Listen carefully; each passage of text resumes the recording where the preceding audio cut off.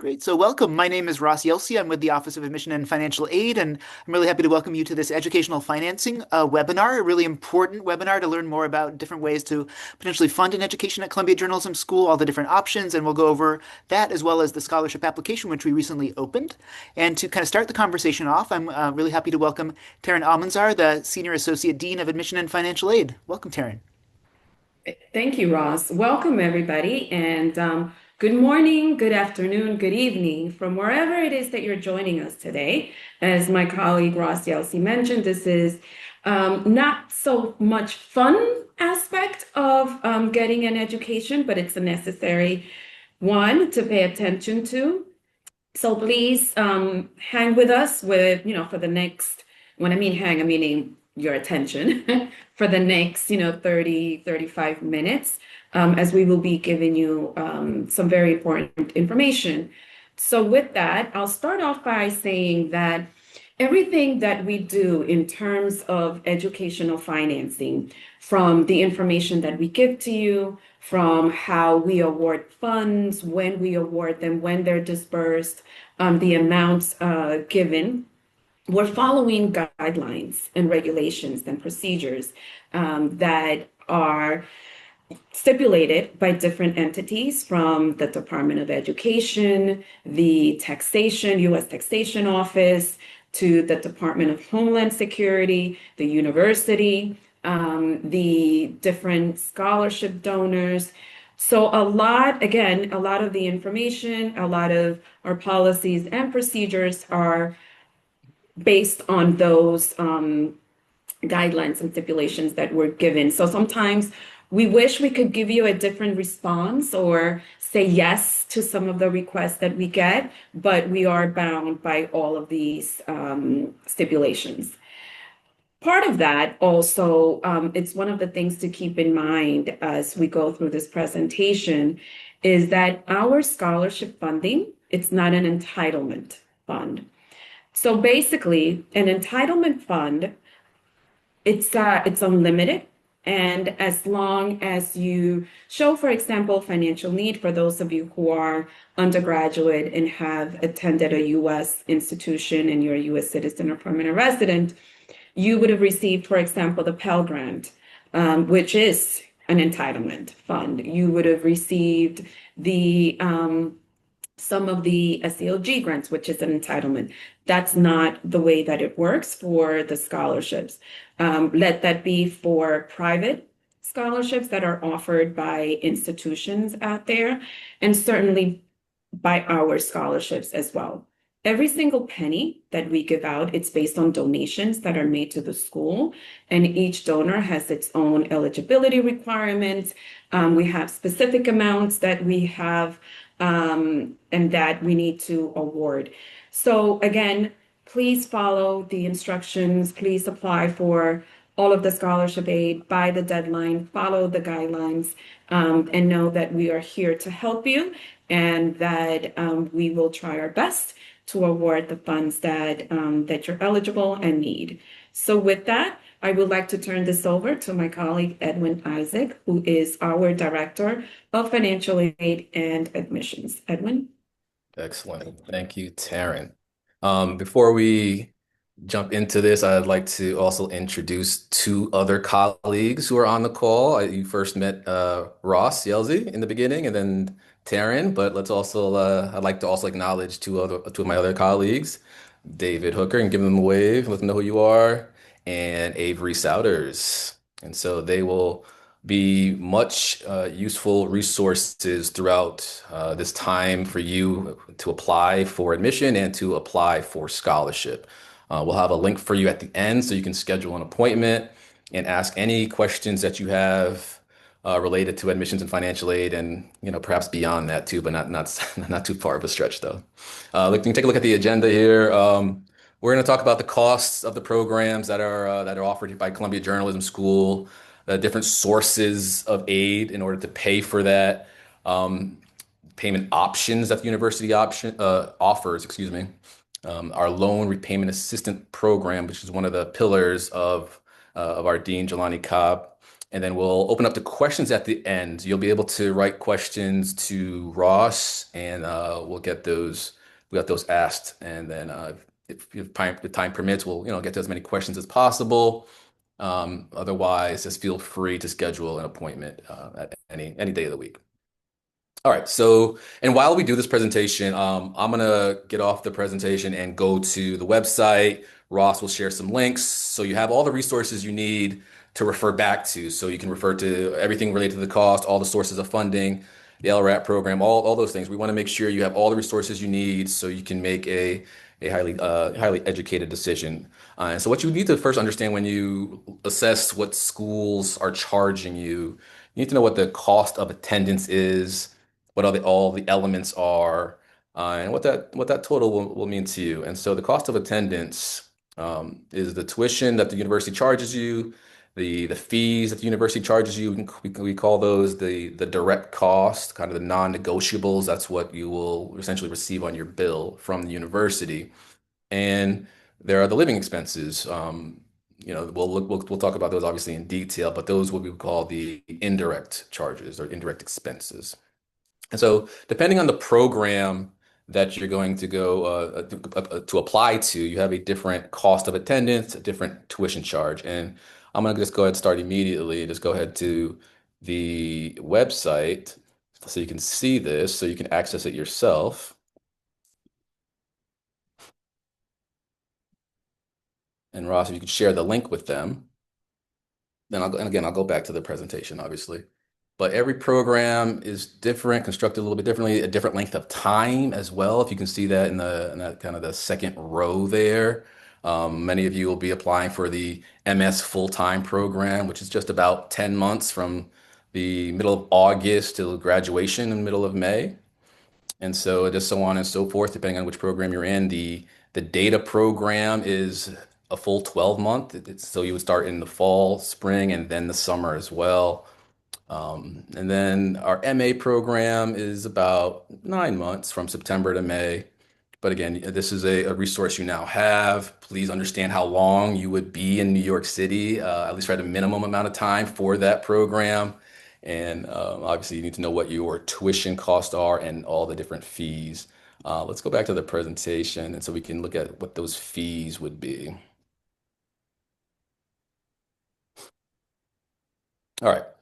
So these are some fees that you would see on your Columbia University bill, some of which would be one-time fees, like the first two you see there.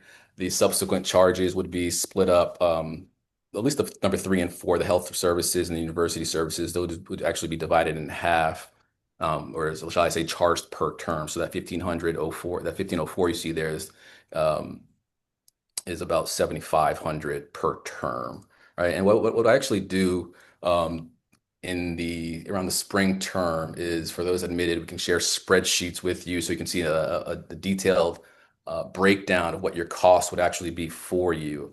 And I should say estimated costs, okay? As the university provides estimated costs for right now for the 26-27 academic year, the Board of Trustees meets towards the beginning of the summer to finalize everything. But every year the increases are generally about the same percentages. So what you're seeing right now on the website, on the last page I shared with you, is the current cost, the 25, 26 current cost. Here, what you're seeing now are some estimates of those fees. And so what you're seeing in the previous slide that I was showing here, these are estimates for the 26-27 academic year. Okay. I hope that's clear for everybody. It's part of our duty to be as transparent as possible. So if you have any questions about clarity on what your program actually costs, I would say first refer to the website, write down your questions, and then, meet with us to ensure you have a good understanding of that. And here's just an explanation for all of you to have about the different fees that would be charged to you. A couple of points I want to make is with one with medical insurance, all full-time students will be charged medical insurance. All international students must have the medical insurance provided by Columbia University. U.S. citizens can request to have that waived, but you must show that you have eligible insurance or sufficient insurance here. So you would just request it by the university, and there's a whole different department, the health services department, that would essentially review your documentation, see if it's sufficient, and then either waive it or deny your request. There's also an international student fee, which for this coming academic year will be $175 per term. Okay, that's per term. All right. Now let's talk about the living expenses, your indirect costs. And as I imagine all of you know, this is a nice photo here of New York City. But you have to think about how you're going to manage living in the city, right? We'll show you a map later. I think we'll bring in some other people to talk about a little bit of their experience in New York, perhaps. But you have to kind of I like to say you have to live responsibly, right? Live according to your means. And so we do have to show you our estimates. However, every school per law has to show you their estimates for the cost of attendance. So which includes again the living expenses and what it will cost you to live in this city for the duration of the academic program. All right, so you can see our figures here. This is based off of somebody who would be here for 10 months or again, our main Master of Science full-time program. And again, we just adjusted accordingly. The monthly amounts do not vary. Okay, but you have to think about all these things.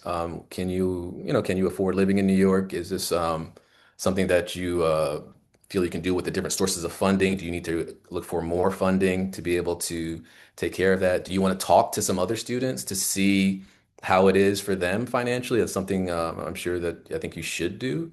Um, but again, these are estimates that we have to show to you all. And so you have to think about obviously eating, transportation, and all things of that matter. These are all important things. How close do you want to live to the university? Do you have family close by? Do you have friends close by that you can live with?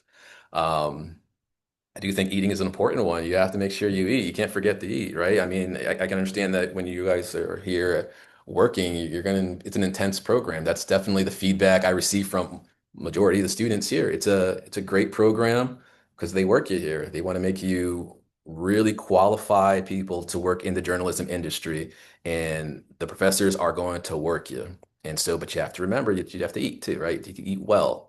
And it's can be expensive too in New York, right? So you have to manage that responsibly. Do you need to cook a little bit? Do you need to find the restaurants that kind of fit your budget? You have to take time to study all of that.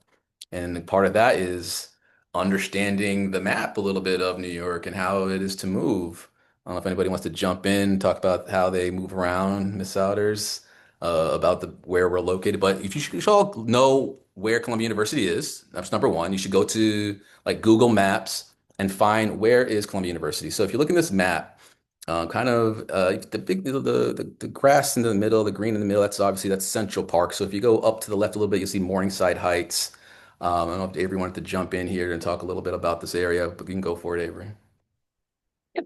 So, as you can see, this map kind of also points out major kind of like places that people like to go to, lots of touristy things if that's what you're interested in. But of course, Columbia is up by Morningside Heights, right above the Upper West Side. We're located right off of the 116th subway stop, so it's really like a straight shot down into Midtown. With the one train, there's so many things available to you, not just like in the area of Columbia with food and just events happening, but also anywhere, either in the island of Manhattan, heading over to Queens, Brooklyn, Bronx, wherever might be interesting. There's just so much going on and so many things you can always take advantage of. And especially when you are working and you are a journalism student here, you'll be going into these boroughs as well, not just for fun, but for work and following events happening. I know one of my favorite places to go is Chelsea, usually for a nice art gallery looking around, but there's so many different things to do. So really take your time and find what interests you. Awesome, awesome. Thank you, Avery. Um, a couple of things.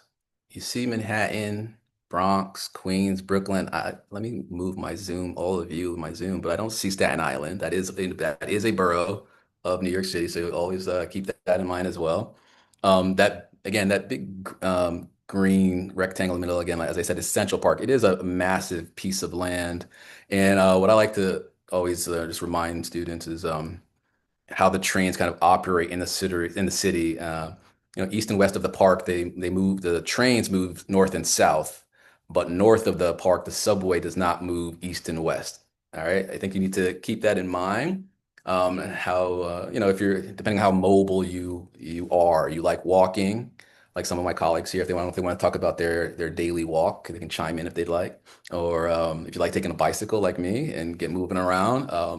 Some of you might live in Jersey and you have to take different form of transit or different organization. There you go. So we all take different modes of transportation here, and so you just kind of have to know what fits you best and what that cost will be for you as well, right? Those are important things. We want you to enjoy your time here. Avery talks about the different things to do here. There's a billion things to do here every single day. You have to manage that. You have to manage that. There's a lot of work you're going to be doing academically, but you're in New York, you need to enjoy that as well. But you need to manage that responsibly. All right. All right. So now let's talk about different sources of funding to pay for the cost of attendance. All right. So first, we'll talk a little bit about outside scholarships. You see right in the middle there, it says begin your search today. I strongly suggest you begin your search today. I strongly suggest you create a spreadsheet and schedule time to just look for outside scholarships that you feel you will be eligible to apply to. And you obviously do that by doing your own searches. We have our own database of external scholarships, which we will share with you later on in March, I believe. We're working on updating that for you all. But you should take the time to look for outside scholarships, create that spreadsheet, and apply to as many as possible. The deadlines for those are not in alignment with Columbia University, right? They're just in line with their organization and whenever they want to give those opportunities, right? So you need to go ahead and take the time to look for as many as you can, make a column for those deadlines, sort them by the deadline, and just get as many done as you possibly can. We have several students that receive several different outside scholarships from many different outside organizations. We'll definitely work to find as many as we can and give those sources to you, those resources to you. But it is it's really on you to work and take the time to find as many outside opportunities as possible. The funding is out there, the opportunities are out there. You have to dig a little bit though. So, I tell students to just schedule a time, maybe every Saturday morning. You want to schedule an hour to look for as many outside opportunities as possible. Again, they exist, they're out there, but you do have to be persistent. What you also have to do if you are awarded any outside funding, you need to report those to our office as well. Like Dean Almanzar said in the beginning, we're bound by all these rules and laws and policies, and they keep checking to make sure we're following all these rules and laws and policies. Okay, and so you need to let us know that what you've been awarded, because you cannot receive aid beyond your cost of attendance. Okay. Again, remember, your cost of attendance is the tuition, the fees, and the living expenses. It's the combination or the summation of all three of those. All right.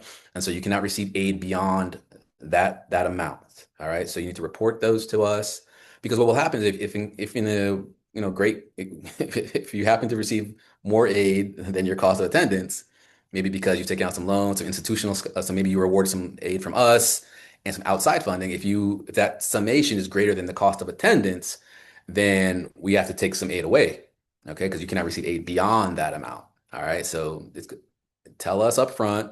Don't wait till the middle of the year. You're not going to like that. All right. So just let us know up front so we can make sure everything is good. And just again, I'll take a step back. The financial aspect of this, we're going to have so many webinars, after middle of March, so everyone can get everything planned. Because we don't want you to worry about this stuff, right? We want you to have a great plan, um, and just focus on soaking in as much as you can from the university, from the journalism school, from New York City, right? You don't want to be coming to see me, talking about all these, financial problems, right? You want that all resolved, okay? All right. And again, this is just a photo here of our database that we have that we're updating. and we'll share with you.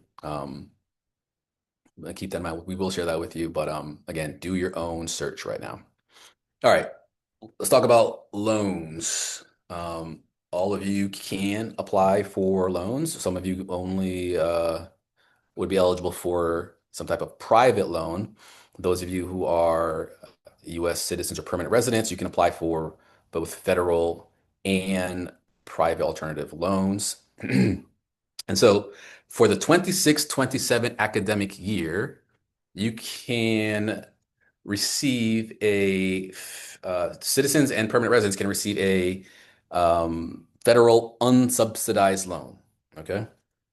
Now, currently, the interest rate is about a little under 8%, as you see there. And what the federal government has historically done is give us a new interest rate for every academic year around the end of May or the beginning of June. And so, once we know what that is, we'll share that information with you. Now, depending on what program you're in, your borrowing limits are a little bit different. But most of you that are going to be here for, let's just say, for the fall and spring, you can borrow 20,500, right? 20,500, which will be divided evenly between your fall and your spring term. All right, you'll get 10,250 in the fall, 10,250 in the spring. If you're here for the data program or the documentary program or any other program that's beyond the spring term, you'd be eligible for more federal funding. And I guess what's important to understand is the academic year. For us, or well, the federal government operates the academic year is, well, yes, for us is summer, fall, then spring. Okay, so then if anyone is here for the subsequent summer, that would be a new academic year, so you'd be eligible to borrow some more federal aid. There are several requirements to borrow those federal loans, or should I say now federal loan, as it's only an unsubsidized loan. That's the only thing the government offers now. Before they offered what's called the Graduate Plus loan, but starting in 26-27, the government will no longer be offering the Graduate Plus loan. Stay tuned for more information about that, perhaps. All right, so just take a look at the requirements there. Obviously, you need to do a FAFSA, which we'll talk about a little bit later. What you see there is a master promissory note and entrance counseling. And if you borrowed loans in undergrad, just make sure they're in good standing. Take a look at your loan history. Make sure you borrowed the correct amounts that you were supposed to borrow. We do go through that. The federal government will flag you if you have done something that may have not even been your fault. It's just something that, may have happened, but it's flagged. We need to review it, and then that needs to be resolved before you can borrow again. Okay, that's very important. There has been some situations where students in their undergraduate school just didn't borrow per the federal requirements or the federal law, and so sometimes you can't attend because you're not able to receive it or to resolve it, shall I say? And but others, you just resolve it. But take the time now to make sure you've historically been borrowing at the at the amounts that you were eligible to receive aid. All right, so then now there's private loans. Ross, if you send them the link for suggested lenders, private alternative loans. So anyone can apply for private loans. You can borrow up to your cost of attendance minus any other aid that you have received. So, for example, if your cost of attendance is 100,000 and you received 20,000 in aid, you can borrow 80,000 in a private loan. Ross shared with you the list of suggested lenders. You can look at that list that the university suggests, or you can you can do your own search beyond that. And just you have to look at the terms, look at the terms and conditions, see what they offer, see what they offer you specifically, right? Is it a variable interest rate loan? Is it a fixed interest rate loan? If it's a variable interest rate loan, how high can that variability increase to? How low can it fall down to? These are things that you have to kind of read about, do your homework, and see what will be best for you. International students, you can also apply for private loans. More than likely, the lender will require you to have a co-signer who is a U.S. citizen. Okay, so keep that in mind if you're thinking about applying for a private loan. Maybe think about who you may ask to be your co-signer. We release our decisions for admission and financial aid around middle of March. And so if you feel you're in a position where you're going to need to apply for a loan, I would say, just start right away and reviewing the suggested lenders list, talking to the people that you may think would, agree to be a co-signer for you. So just be aware of that. Take a look at that. Just be prepared if you think borrowing will be a source of funding for you. All right. Institutional aid now. Columbia Journalism Scholarship. All right. All students may apply for institutional funding. Okay, you received an email, I think it was last week, maybe the week before. We opened up our scholarship application. And so the first piece is for you to do what we call the supplement. Um, you'll then do the CSS profile, and for our U.S. citizens and permanent residents, you'll also complete a FAFSA. Okay. And so the supplement is due on December 19th. Similar to how you opened up the admissions application, you're going to go in and open a scholarship 2026 application. Okay. So just by applying for admission, you're not qualified for scholarship. It's two separate applications. Okay. The admission deadline is December 15th for most programs. Correct me if I'm wrong, Ross. And our scholarship application is due December 19th. Okay. So make sure you go ahead and start that. Open it up, see what the questions are. This is just, again, some screenshots so you can look at how it will appear to you. You'll have a financial document section where we'll ask you a bunch of financial questions and where you have to upload documents related to your assets essentially and your income. Okay, so you're gonna want to get those all in there, have those uploaded. It shouldn't actually take this section shouldn't take you that long. It's all stuff that you already have. Okay, so just get those questions answered and those documents uploaded. And then if we need something further, we'll certainly follow up with you. There is, I don't know if Ross wants to jump in here for a second and talk about the different scholarships that we offer. Some of them require an essay, but some of them don't. I don't know if Ross, you have a quick mention on that. Sure, yeah, Edwin, as you explained, you will see in the section there are specific scholarships that we offer through the school that you would need to provide a short essay if you're interested in applying for those. But as Edwin mentioned, they're very much not the majority of the scholarships we offer. So if you see things there that you're really interested in applying for, definitely go for that. If you see things that don't really exactly fit your interest or background, don't feel discouraged that you shouldn't finish this process because there's many more that don't require these essays that we do offer students. And the only way to be eligible for those is to complete this entire process that Edwin is going over and submitting the supplement as well as a CSS profile or the FAFSA and the FAFSA if it's appropriate too. Yeah, thank you, Ross. So yeah, so I would suggest go ahead and open the Scholarship 2026 application and maybe just go ahead and jump to that fellowship section and review those opportunities that require an essay, so you kind of assess how much time do you need to finish this application, right? You have to get your admissions application by the 15th, and then you need to do some essays perhaps for some of these scholarship opportunities, all right? So go ahead, open that today, take a look at what you may be qualified for and may have to do an essay for, so you can kind of manage your time for the next couple of weeks here. All right, so I'm going to turn it over to my colleague, David Hooker, so he can talk a little bit about the CSS profile. All right, thank you, Edwin. Yes, All right, sir.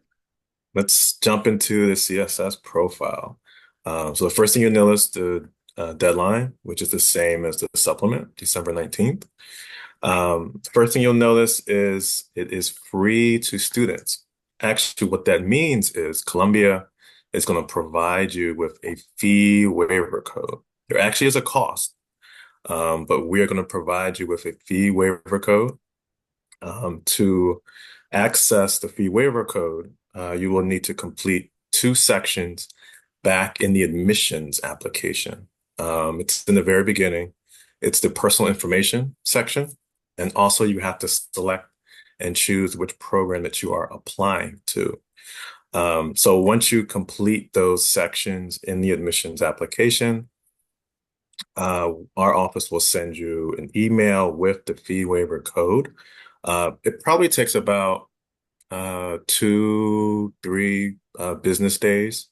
once you complete those sections, you do not have to submit the entire admissions application. Just complete those two sections on the admissions application. Some of you have may already done that information already, which is great, right? You had a head start. Um, Look for an email from us within the next week or so, and we will be able to provide you with the fee waiver code. I will say just make sure that don't wait for the fee waiver code. Go ahead and start the application process um, right away, as you'll see in the upcoming slides that we're going to show you. It is a lengthy sort of process, but it's all materials that you already have. So again, go ahead and start. If you haven't already started the admissions application, go ahead and do at least those first two sections so we can have that fee waiver code waiting for you. Next, you'll see the international applicants.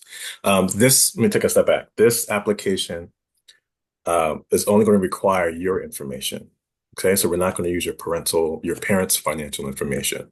You will, however, for the international students, you will see fields or prompts that will ask for parental financial information. What you need to do to continue on the application process with CSS Profile is to enter a 0 in those fields. Press enter, and then you'll be able to continue on completing the CSS profile. Okay? Go to the next slide. This is the website. It's on the College Board to access the CS profile. Some of you actually may be familiar with this. A lot of U.S. institutions use this website to access financial aid eligibility. So you might already have completed this before. You might already have a CSS profile from another university or your undergrad. So if you have, it's great. You're familiar with this. But if you haven't, what you need to do, you'll see on this site 2 selections. You want to choose Fall 26, Spring 27, because that is the period of enrollment that you will be enrolling for, right? So 26, 27, not 25, 26. That's a question we get in our office. So make sure you apply for 26, 27 to be eligible for the CSS profile. You can go to the next slide. So you'll see a number of sections that you'll have to complete. So you'll put in your personal information. You will also have to choose the school that you will be applying to, right? Because that's how they map it back to that you're applying to the journalism school, right? So you have to make sure you fill out, this is very important, the correct school and the correct program. So it's not just Columbia University, it's Columbia University Journalism School, right? There's 16, 17 graduate schools at Columbia, so make sure you're filling out the CSS profile with the correct code, which is 2202. And if you go to the next slide, you'll see if you fill it out correctly, at the top, it will say Columbia University or Columbia U Journalism School, and the correct code is 2202. All right, go to the next slide. So these are sections which you will have to complete in the CSS profile. So you're going to see a lot of information that you will have to enter, also upload. So I recommend, and this is all information that you already have, right? For example, W-2s, 1040s, income statements, assets, real estate. All information is what you'll be entering into this CSS profile application. And just a reminder, again, it's just your information. It's not your parents' information. So again, start this process as soon as you can, because you don't want to wait till the last minute. And these next upcoming slides are just screenshots of what the website looks like, so you get an idea of what it looks like and how to access it. So it is, fairly straightforward. This slide here, though, is important because once you submit your application to the CSS profile, the College Board will send you an email confirmation. Looks just like this. we are going to ask you to provide that to us at a later time to confirm and verify that you did, however, you did indeed submit your CSS profile. So that's important. Please do not delete that email because we will ask you for that later. The same thing here, the dashboard you can see on the screen. It gives you the submission date. So we'll also ask you for that as well. All right. So again, make sure start the application early. Also complete the 2 sections on your admissions application, personal, program of interest. So we'll email you the fee waiver code. All right. Over to you, Okay. Evan. All right. Thank you, David. So I hope you absorbed all of that, especially making sure that you're selecting Columbia Journalism School for the CSS profile. Okay. Sometimes people forget to do that and then we have to find it. And so those email confirmations, looking at your dashboard, those submissions just help us to identify your CSS profile. You may be doing many, well, not many profile, but applying to many schools that require the CSS profile, but you have to make sure to actually include our name as one of those recipients. And so getting those confirmations and those codes help us locate them in case you did not enter our school or a school code, shall I say. All right. So the FAFSA, I think Ross just sent you a link as well for that. I mentioned that earlier. For those of you who are citizens or permanent residents, the FAFSA is available to you all and is to borrow a federal unsubsidized loan. Okay. And so that's what the government is offering as of today for the 26-27 school year for those who begin the school year in 26-27. Okay, so go to that website. You have to create what's called an FSAID. All right, you have to do all that and just get that open. Maybe read some literature. Um, and we'll obviously send you some literature as well. We'll send you literature about the FAFSA, about the federal unsubsidized loan, understanding what the interest rate will be, what the origination fee will be. The government charges a small fee to take it out of the loan when it's dispersed to us, actually. So it's those things that we'll explain to you all when we do some more webinars in the winter and spring terms or seasons, shall I say. All right, but take a look at that. If you haven't created your FSAID already, go ahead and just do so. And just read the language that the Department of Education is providing at this time. All right, payment options. All right. So one thing before we go into this is you should know when you actually would receive a bill to kind of plan things out. So some students they really want to plan this all out, like when they're gonna have a bill, when they're gonna perhaps receive a refund to help pay for their living expenses. So you should know that for the fall term, and anybody who starts the program starts in the fall term, they'll receive a bill around the middle of December. Okay, middle of December, which would be due middle of September. Okay. Um, so you're seeing a couple of the forms of payment here. First of all, if you choose to borrow a loan from the federal government or receive scholarship from us, that aid will be dispersed and credited to your account immediately, as long as you just take care of those loan requirements.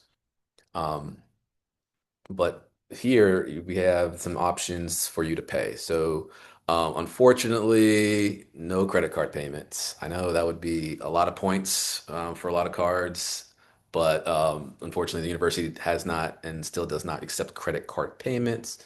But you see here, we do have online payments, which is essentially it's just a withdrawal from your bank account, your check or your savings account.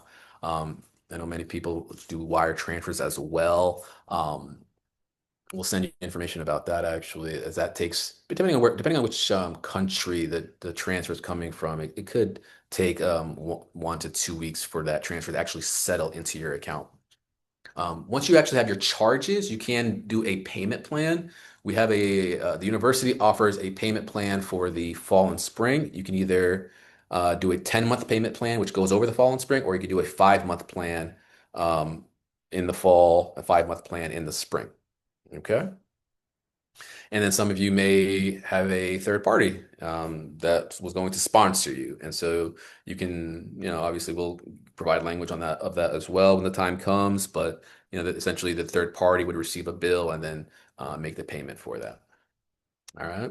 See, we have some activity going on. We can probably open this up to the chat soon if we haven't already. But I'm going to turn it over to Dean Almanzar so she can talk to you all about the loan repayment assistance program.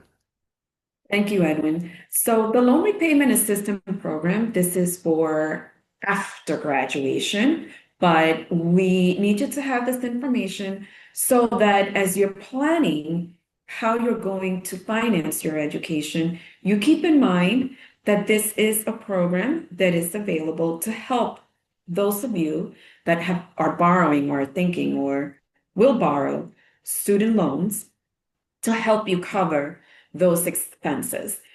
Basically, to be eligible for the loan repayment assistance program, you would have to be employed full time, which is about 35 hours a week, at a US local newsroom, which we will give you more information about what that means later on.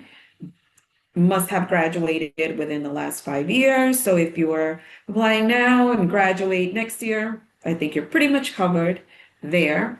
You must be in very good standing with the university, meaning that you have paid your university bill and everything else. And this is the key eligibility requirement that you should think about again as you're moving forward with planning your educational financing. In order for the loan to qualify for the loan repayment assistance program, it has to be certified by our department. It has to be a requirement inherent within the loan that you're borrowing. What is that? What does loan certification mean? It means that the lender is offering a student loan that has to be certified by the school, which means we need to verify, yes, this person was admitted. Yes, this person needs the amount of the loan that they are requesting. And finally, the lender will send the funds directly to the university. So that's what a certified student loan means. This doesn't mean, oh, you know what? I'm borrowing this loan, and in order to meet this eligibility requirement, the lender is going to ask you to verify if I'm enrolled. No, it is inherent within the loan itself. With the loan repayment assistance program, we can, as it's a pilot, so every year we're trying to fundraise for this. But as of right now, we're offering 3 years, about $10,000 a year that you would be able to apply towards your outstanding loan if you meet this basic eligibility requirements. But again, we'll have more discussions about that as we move along so that you can make informed decisions, as my colleagues have mentioned. Edwin? All right. Okay. So I think we can open up the chat now.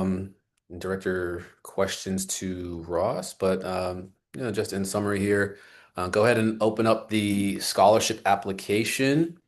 It's due December 19th. You're going to do first the supplement, then you're going to do the CSS profile for U.S. citizens and permanent residents. Please do the FAFSA by January 15th.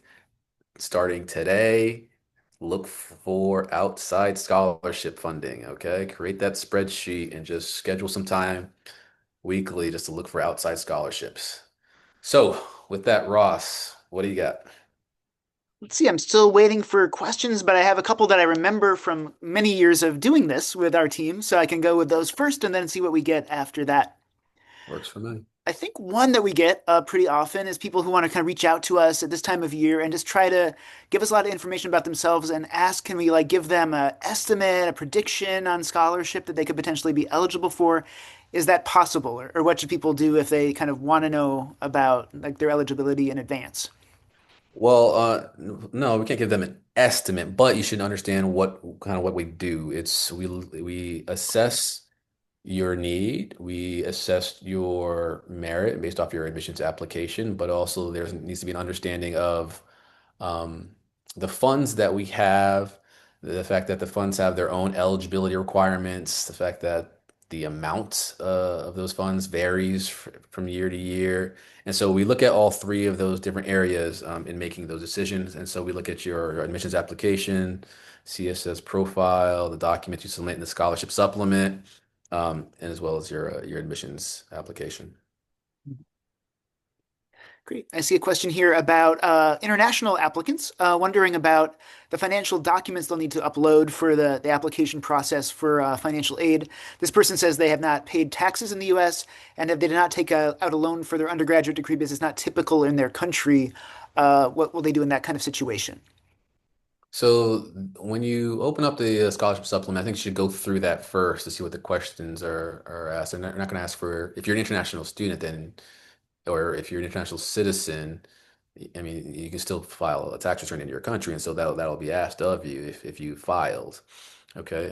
If you have some type of what we call in the what it's called in the United States a W-2, essentially what you've earned from an employer.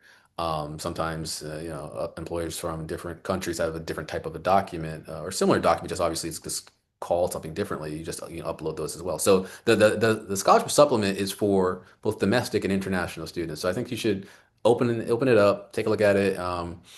You just upload the documents that you have. If you have any questions, as you see here, you can always make an appointment or send us an email. Great. Question is somebody wanted some clarification. This is another common question. Are the scholarships that CJS provides awarded on financial need or merit or both? Or how is that kind of assessed here? Both, and but again, those three kind of elements I was talking about. We look at your merit, look at your need, and again, we have to kind of look at what the funds are and the amounts that we have and the requirements that we have. I don't know if Dean Almanzar would like to jump in and talk a little bit about all of our institutional funding, so you have a good understanding of that. But we kind of look at you, holistically, and make those determinations. I think that was very well said. So, just to reiterate, in order to be eligible for CJS funding, which is limited and it's not an entitlement, you must demonstrate financial need, merit as determined by the admissions committee, and most importantly, you have to meet the eligibility requirements that are attached to the scholarship. As my colleague Ross Yelsey mentioned earlier in the presentation, we have scholarships. We have over 200 accounts, and each one of them have eligibility requirements, the programs. So we look at all three elements, and then we're able to award funds in that manner. So again, not an entitlement, not unlimited. So please, please, please file the scholarship applications by the deadline so that we're able to assess your eligibility for institutional funds. Great. Thanks, everybody. A couple questions here about the CSS profile. So maybe, David, if you're ready for that. This person just wanted to reminder again when the deadline is for the CSS profile to be submitted. Sure. The CSS profile is the same deadlines as the supplement. It's Mhm. just December 19th. Great. And people were just double checking on the CSS profile about whether, I think we went over this, but they just want to double check. They do not need to supply parental financial documents for that. That is correct. That is correct. You do not have to.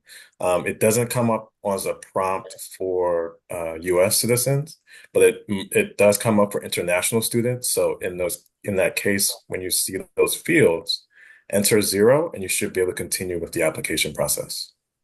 Another CSS one, people were wondering, can they start filling out the CSS profile without having sent in the scholarship aid supplement, the CJS supplement? Absolutely. You can start today. Hmm. Here's a Mhm. question. This might be for CSS, but also for our supplement. Wondering, as an international student, whether a translation of financial documents needs to be made by a certified translator, or how does that need to be done if you need to No, provide that? it doesn't have to be a certified translation. So, There's an opportunity where if you are an international student and you are uploading a international document to send us a translated document. It doesn't have to be, but it does not have to be a certified translation. Mhm. A question just kind of generally about whether scholarships from CJS are they fully funded or partially funded? What should people maybe understand about that? It looks like Taryn was about to jump in there, but I'll take it. Go ahead, Taryn. So it all depends, right? Um, we have a range of awards. It could be anywhere from about 30,000 to full cost of attendance.